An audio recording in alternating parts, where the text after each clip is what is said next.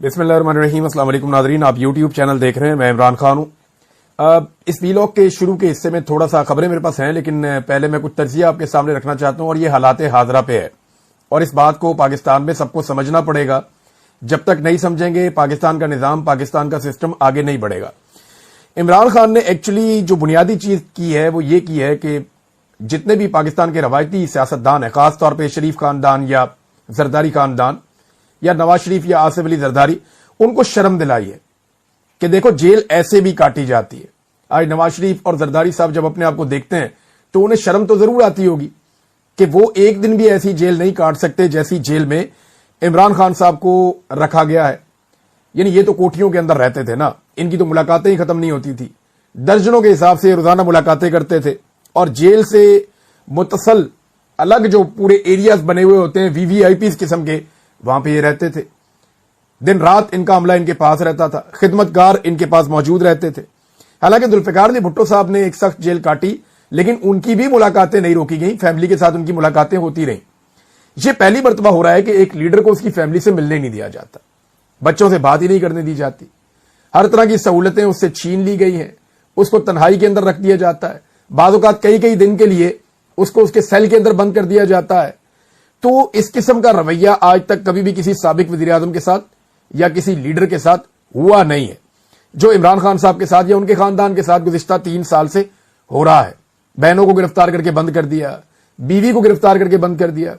یعنی بہت بدترین حالات میں بھی یحییٰ خان نے اس کی بیوی کو نہیں پکڑا تھا، شیخ مجیب کی۔ اسی طرح جو ضیاء الحق تھا اس نے ذوالفقار علی بھٹو کی بیوی اور بیٹی کو نہیں پکڑا تھا۔ اسی طرح پرویز مشرف نے نواز شریف کی بیوی کو گرفتار نہیں کیا تھا، لیکن آج عمران خان صاحب کی اہلیہ کو بھی گرفتار کیا گیا، ان کی بہنوں کو بھی گرفتار کیا جاتا ہے، اور بار بار گرفتار کیا جاتا ہے۔ لیکن یہ کام الٹا ہو رہا ہے، یہ کسی کو سمجھ نہیں آ رہی۔ اس فولادی اعصاب والے آدمی نے سب کے اعصاب شل کر دیے ہیں، یہ آپ کو ماننا پڑے گا۔ حالات اس وقت یہ ہیں کہ ایک ایٹمی ملک کا آرمی چیف یا اس کا وزیر اعظم جب بھی تقریر کرتا ہے وہ سوشل میڈیا کا رونا روئے بغیر مکمل ہی نہیں ہو سکتی۔ یعنی ایک ایٹمی ملک ہے، 7 لاکھ کی فوج ہے، ایک وزیر اعظم ہے، 25 کروڑ کا ملک ہے، اور وہ کوئی ایک تقریر بھی سوشل میڈیا پر تنقید کے بغیر مکمل نہیں کر سکتے۔ جن ایجنسیوں کا دعویٰ ہے کہ انہوں نے ساری دنیا کو شکست دی ہے، انہیں پاکستان تحریک انصاف کے عام نوجوانوں نے چکرا کر رکھ دیا ہے۔ حالات یہ پیدا ہو گئے ہیں۔ عمران خان اگر ٹوٹ جاتا نا تو یہ سارے لوگ بھی ٹوٹ جاتے، یہ پکی بات ہے، کیونکہ عمران خان کو اللہ رب العزت نے ٹوٹنے نہیں دیا تو وہ دوسروں کے لیے بھی حوصلے کا اور صبر کا باعث بن گیا۔ عمران خان ایک ذریعہ بن گیا جس سے لوگ انرجی لے رہے ہیں، کیونکہ وہ خود نہیں ٹوٹا۔ دوسری پولیٹیکل پارٹیز میں ایسے ورکر پیدا کیوں نہیں ہوتے جیسے پاکستان تحریک انصاف میں پیدا ہو گئے؟ دیکھیں، ذوالفقار علی بھٹو کی شہادت نے پیپلز پارٹی کو بہت سارے ایسے ورکر دے دیے تھے جو بڑے لمبے عرصے تک پیپلز پارٹی کے کام آئے، کیونکہ بھٹو ٹوٹا نہیں نا۔ اس نے کہا جی پھانسی دے دو، ٹھیک ہے پھانسی ہوگی اس کی۔ بے شک بھٹو کا ماضی بہت خراب ہوگا، لیکن الٹیمیٹلی بھٹو نے پھانسی قبول کی، ڈیل نہیں کی ضیاء الحق کے ساتھ۔ تو جب بھٹو کو پھانسی ہو گئی تو اس کے بعد پیپلز پارٹی کو، کیونکہ وہ ڈٹ گیا تھا، بہت سارے لیڈرز مل گئے، ان کی بنیاد پہ انہوں نے کافی لمبا چلایا، لیکن زرداریوں نے آگے تباہ کر دیے وہ لیڈرز، وہ ساری پود ہی اڑا دی، وہ ساری سیاست ہی ختم کر دی جو نظریاتی تھی۔ اب عمران خان ڈٹ گیا ہے، یہ کام زرداری سے بھی نہیں ہوا اور یہ کام نواز شریف سے بھی نہیں ہوا، لہذا ان کے پاس ورکر پیدا ہی نہیں ہو پا رہے، ان کے پاس ورکرز بن ہی نہیں پا رہے۔ اور پاکستان تحریک انصاف کے ورکرز اتنے مضبوط ہیں، اور ان کی مضبوطی کی واحد وجہ عمران خان صاحب کا ہے کہ وہ ایک آنی اعصاب کا مالک ہے، فولادی اعصاب والا ہے، اور وہ ڈٹ کر کھڑا ہو گیا ہے۔ یہ سلسلہ میں آپ کو ایک بات بتاؤں بڑھتا جائے گا، لوگ متنفر ہوتے جائیں گے اور موقع کی تلاش میں رہیں گے۔ جیسے ان لوگوں کو 8 فروری 2024 کو ایک موقع ملا تھا اور انہوں نے اسٹیبلشمنٹ کو چاروں شانے چت کر دیا تھا۔ لیکن کھیل بھی وہی پرانا ہے، کھلاڑی اور تماشائی بھی وہی ہیں، میدان بھی وہی ہے، لیکن اس مرتبہ میدان میں ایک اصلی کھلاڑی اترا ہے، ایک شیر کا بچہ جس نے میدان میں کھیل کا پانسا ہی پلٹ دیا ہے۔ بے ایمانی اور فراڈ سے جیتنے والوں کا عمران خان نے نقاب نوچ دیا ہے۔ وہ جیت نہیں رہا، وہ جیت چکا ہے، بس اس کی جیت کا اعلان ہونا باقی ہے۔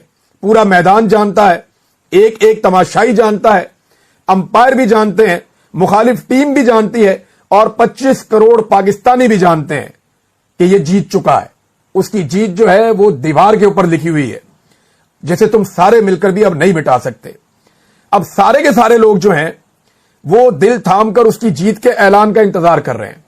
اور ایک بات میں آپ کو بتا دوں کہ جب تک آپ اس کی جیت کا اعلان نہیں کریں گے یا جب تک اس کی جیت کا اعلان ہو نہیں جائے گا، آپ اس کھیل کو یا اس نظام کو آگے نہیں بڑھا سکتے۔ چاہے آپ اکانومی کو اوپر لے جائیں، نیچے لے جائیں، تباہ کر دیں، ٹھیک کر دیں، دہشت گردی زیادہ ہو جائے، کم ہو جائے، ملک کا کچھ بھی ہو جائے، یہ نظام نہیں چلنے والا جب تک کہ عمران خان صاحب کی جیت کی اناؤنسمنٹ نہیں ہو جاتی۔ چاہے ان کی پچھلی جیت کی اناؤنسمنٹ ہو یا انہیں دوبارہ موقع دیا جائے کہ وہ ایک فیئر گیم کھیل کے جیت لے۔ اگر نہیں سمجھ آ رہی میری بات کی تو پھر جو مرضی کر کے دیکھ لیں۔ بریگیڈیئر ریٹائر جاوید اکرم صاحب ہیں اور انہوں نے کوٹ لکھپت جیل سے ایک خط لکھا ہے۔ اس خط سے آپ کو اندازہ ہو جائے گا کہ اس وقت پاکستان تحریک انصاف نظریاتی طور پہ کہاں کھڑی ہے۔ جاوید اکرم، high security barrack, Kot Lakhpat jail, Lahore. میرے عزیز دوستو، لندن پلان کے تحت فارم 47 کے ذریعے جس طرح ملک میں جمہوریت کا جنازہ نکالا گیا، اس سے ملک میں کبھی استحکام نہیں آ سکتا۔ پی ٹی آئی کا مینڈیٹ واپس کیا جائے تاکہ ملک کے مسائل اور بحرانوں کا خاتمہ کیا جائے۔ عوام میں بڑھتی ہوئی مایوسی انقلاب کا پیش خیمہ ہے۔ عمران خان کے ویژن اور بیانیے کی ملک بھر اور بیرون ملک بڑی واضح تائید سے موجودہ حکمرانوں کو لانے والوں کو پیغام دیا جا رہا ہے کہ قوم جعلی حکومت کو تسلیم کرنے کو تیار نہیں ہے۔ عمران خان کا ساتھ دینے پر مجھے بے حد تشدد کا نشانہ بنایا گیا۔ کئی اداروں نے قید تنہائی میں رکھ کر مجبور کیا کہ پی ٹی آئی کا ساتھ چھوڑ دوں، لیکن اللہ تعالیٰ کے کرم سے یہ قدم نہ ڈگمگائے۔ میرا وزن تو بہت کم ہوا لیکن میری روحانیت بہت مستحکم ہوئی۔ جیل میں 5 بیماریوں کے ساتھ خفیہ اداروں کے حکم پر علاج اور دوائیاں بھی بند ہیں۔ میرا ایمان اور ارادہ اللہ تعالیٰ کے کرم سے اتنا مضبوط ہے جتنا آسمان۔ مجھے فخر ہے کہ میں اور میرے ساتھی عمران خان کے ساتھ ڈٹ کر کھڑے ہیں۔ میرا اور میرے لیڈر کا ٹارگٹ جو ہے وہ امریکہ اور بیلجیم میں جائیدادیں بنانا نہیں ہے، بلکہ ریاست مدینہ ہمارا ٹارگٹ ہے۔ انشاءاللہ وہ دن دور نہیں جب عمران خان جیل سے باہر ہوگا، ہمارا رول ماڈل ریاست مدینہ ہوگا، اس دھرتی پر نیا پاکستان بنے گا۔ آپ کی دعاؤں اور اللہ تعالیٰ کے کرم کا طالب، بریگیڈیئر ریٹائر جاوید اقبال۔ اب آپ یہ دیکھیں کہ لوگ کیسے ڈٹ کر کھڑے ہیں۔ تو ایکچولی تو یہ اغوا کرتے ہیں اس طرح کے لوگوں کو جو ان کے لیے درد سر بن جاتے ہیں۔ قتل کے مقدمات ڈال دیے، یہ ڈال دیا، وہ ڈال دیا، ہر چیز کا مقدمہ عامر مغل کے اوپر ڈالا، لیکن اس نے عمران خان کا ساتھ نہیں چھوڑا۔ یہ وہ انرجی ہے جو عمران خان نے ان ساروں کو دی ہے، اور وہ ایک ایکٹیو پولیٹیکل ورکر ہے۔ ایسے لوگ اثاثہ ہوتے ہیں کسی بھی پولیٹیکل پارٹی میں ہو، کیونکہ پالیٹکس آگے جائے گی، جمہوریت آگے جائے گی، تبھی پاکستان آگے جائے گا۔ ڈکٹیٹرشپ کے ساتھ یا بوٹ کے ساتھ یا ڈنڈے کے ساتھ تو ملک آگے نہیں چل سکتا۔ نواز شریف کہتے ہیں نہیں، مجھے میرے والد کا جنازہ نہیں پڑھنے دیا گیا، انہیں بہت تکلیف ہے ان باتوں کی۔ تو آج کتنے ہی لوگ ہیں جن کو ان کی ماؤں کا، ان کے باپوں کا نماز جنازہ نہیں پڑھنے دیا گیا، اور یہ سب کچھ نواز شریف صاحب آپ کے دور میں ہو رہا ہے۔ کل کو آپ یہ کہہ کے بری ذمہ نہیں ہو سکتے کہ ملٹری اسٹیبلشمنٹ نے کیا تھا۔ You are equally responsible for all that. یہ بات اب ریکارڈ پہ آ چکی ہے کہ پاکستان نے، یو اے ای نے اور بحرین نے اور مصر نے، انہوں نے پہلے کیا تھا۔ یعنی جو یو اے ای ہے وہ تو اسرائیل کو پہلے سے تسلیم کرتے ہیں، بحرین کے بھی تعلقات اسرائیل کے ساتھ نارملائز ہیں، اور مصر کا بھی آپ کو پتا۔ تو یہ وہ ممالک ہیں جنہوں نے پہلے سب سے بسم اللہ کی تھی، اور پاکستان نے ڈونلڈ ٹرمپ کی آواز کے اوپر لبیک کہا تھا، اور غزہ پیس بورڈ کا پاکستان حصہ بن گیا تھا۔ سوال یہ پیدا ہوتا ہے کہ جو باتیں پاکستان کی حکومت پاکستان کی عوام کو بتا رہی ہے، کیا وہ باتیں درست ہیں؟ پاکستان کی حکومت جو دعوے کر رہی ہے فلسطین کو لے کر، غزہ کو لے کر اور غزہ امن بورڈ کو لے کر، کیا وہ حقائق سے منافی تو نہیں ہے؟ کیونکہ ڈونلڈ ٹرمپ جھوٹ نہیں بول رہا۔ ڈونلڈ ٹرمپ نے جو بات کی وہ سچی بات کی ہے، اور جو حقیقت ہے وہ سامنے رکھی ہے، جبکہ پاکستانی حکمران لگاتار پاکستان کے ساتھ جھوٹ بول رہے ہیں۔ ابھی جو مزید اشارے آ گئے ہیں، اس میں سعودی عرب کا، ترکی کا اور دیگر ممالک کا اشارہ بھی آ گیا کہ وہ بھی شامل ہو جائیں گے، لیکن سعودی عرب اور ترکی نے جو بیانات دیے ہیں ان میں پوری کلیئرٹی نہیں ہے۔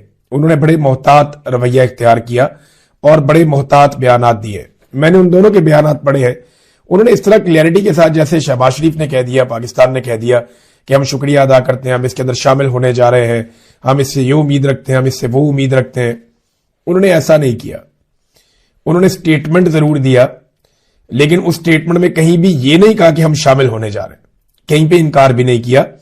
بڑے محتاط انداز میں انہوں نے شکریہ بھی ادا کیا، اور غالباً وہ شامل ہو بھی رہے ہیں تو انہوں نے الفاظ کا چناؤ بڑا محتاط کیا۔ یہ باریکیاں آپ کو خارجی محاذ کے اوپر سمجھنی پڑتی ہیں اور آپ کو ان کا استعمال کرنا پڑتا ہے۔ اب ناظرین، پاکستان کے اندر کہانی یہ ہے کہ ایک پارلیمانی جمہوریت ہے۔ جن ممالک میں بادشاہت ہے ادھر تو صورتحال کچھ اور ہے، اور جن ممالک میں بادشاہت نہیں ہے وہاں پہ پھر آپ کو پارلیمنٹ میں جانا پڑتا ہے۔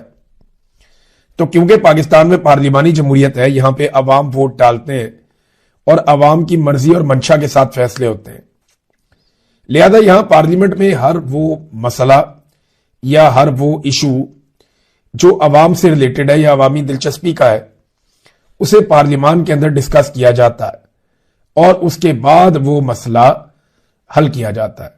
لیکن یہاں پہ آصف منیر صاحب نے یہ فیصلہ کیا اور پارلیمنٹ سے پوچھنے کی ضرورت ہی نہیں پڑی۔ یہ بہت اہم ترین معاملہ ہے۔ پاکستان میں تمام سنجیدہ حلقے یہ کہہ رہے ہیں کہ اتنا بڑا ایک تاریخی فیصلہ کرنے سے پہلے پاکستان کی حکومت کو پاکستان کی پارلیمان سے رجوع کرنا چاہیے تھا۔ قومی اسمبلی میں، سینٹ میں اس کے اوپر بحث ہونی چاہیے تھی، لیکن پاکستان میں ایسا کچھ بھی نہیں ہوا۔ یہ کہانی شروع کیسے ہوئی، ذرا تھوڑا سا اس کا بیک گراؤنڈ میں آپ کے سامنے رکھوں گا۔ کہانی شروع ہوتی ہے فیلڈ مارشل کا ڈونلڈ ٹرمپ سے رابطہ۔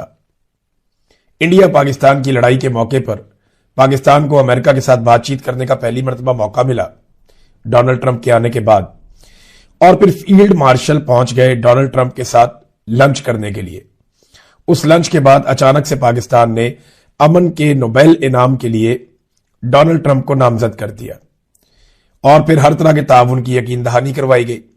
ڈونلڈ ٹرمپ نے یہ بھی بتا دیا کہ فیلڈ مارشل نے اور شہباز شریف نے مجھے کہا کہ ہم تو شروع سے ہی آپ کے ساتھ ہیں ہر منصوبے پر۔ خوشامد کی آخری حدوں تک کو انہوں نے جا کر چھو لیا۔ ہم نے وہ تصاویر دیکھی جہاں فیلڈ مارشل ان کے لیے ایک معدنیات کا بکسہ لے کر گئے۔ ہم نے وہ بھی دیکھا کہ جہاں شہباز شریف صاحب شو شائن بوائے بن گئے انٹرنیشنل میڈیا کی نظروں میں۔ پھر افغانستان کے ساتھ ہم نے نئے سرے سے ایک پنگا شروع کر دیا، معدنیات والا بکسہ بھی پہنچ گیا۔ پھر ایک عرضی امریکہ کے پاس پہنچی جس میں اس خواہش کا اظہار کیا گیا کہ ہم غزہ میں حالات کو کنٹرول کرنے کے لیے اپنی مسلح افواج بھجوانا چاہتے ہیں۔ اس کے بعد چین اور رشیا کی مخالفت کے باوجود پاکستان نے امریکی صدر کے لیے جو قرارداد آئی اقوام متحدہ میں، پاکستان اس کے حق میں کھڑا ہوا اور اب بالآخر پاکستان پیس بورڈ میں شامل ہو گیا۔ اچھا، اب میں دو چار چیزیں آپ کے سامنے ایسی رکھوں گا جو ٹیکنیکلی آپ کو پتا چلے گا کہ حکومت آپ کے ساتھ کیسے جھوٹ بول رہی ہے۔ نمبر ایک، وہ سارے ملا جو کل تک اس بات کی یقین دہانی کروا رہے تھے کہ ایسا کچھ ہونے نہیں جا رہا، ہم کسی چیز میں شامل نہیں ہو رہے، پاکستان کی فوج بالکل غزہ نہیں جائے گی، اور کوئی ہمارا حماس کے ساتھ کسی قسم کا یا غیر مسلح کرنے کے معاملے میں ہمارا کوئی تعلق نہیں ہے، ہم اسے کبھی سپورٹ نہیں کریں گے کہ حماس کو غیر مسلح کیا جائے یا فلسطینیوں سے ہتھیار واپس لیے جائیں۔ یہ بات پاکستان کے ملا کر رہے تھے۔ اب وہی جو سارے ملا ہیں وہ اسے ایک بہت بڑی سعادت قرار دے رہے ہیں کہ پاکستانیوں کو موقع مل گیا۔ یہ مولوی جو ہے یہ کسی بھی چیز کو اٹھا کے اسلام سے جوڑ دیتے ہیں۔ اب وہ اسی کو، یہ جو کل تک جو مولوی طاہر اشرفی وغیرہ اس کے اندر شامل تھے، یہ کہہ رہے تھے یہ چیزیں کبھی بھی نہیں ہوں گی، اب یہ کہہ رہے ہیں نہیں، یہ بہت بڑی سعادت ہے کہ پاکستان اس کے اندر شامل ہو گیا ہے، اور یہ پاکستان کی بڑی کامیابی وہ گنوا رہے ہیں۔ ان کا کوئی دین ایمان ہے ہی نہیں، پتہ نہیں، سمجھ ہی نہیں آتی۔ اسحاق ڈار صاحب جس نے کہا تھا کہ شہباز شریف نے ڈونلڈ ٹرمپ کی جو تعریف کی ہے وہ اصل میں ان کا منصوبہ پڑے بغیر کر دی ہے۔ ایک وقت تھا جب تنقید ہوئی تو اسحاق ڈار صاحب اور شہباز شریف صاحب دوڑ گئے تھے، انہوں نے کہہ دیا تھا کہ جناب یہ تو ڈونلڈ ٹرمپ کی جو تعریف ہم نے کر دی ایک ٹویٹ میں یا ایکس کے اوپر ایک پوسٹ میں، یہ ہم نے بغیر پڑھے کر دی تھی، تو ہم نے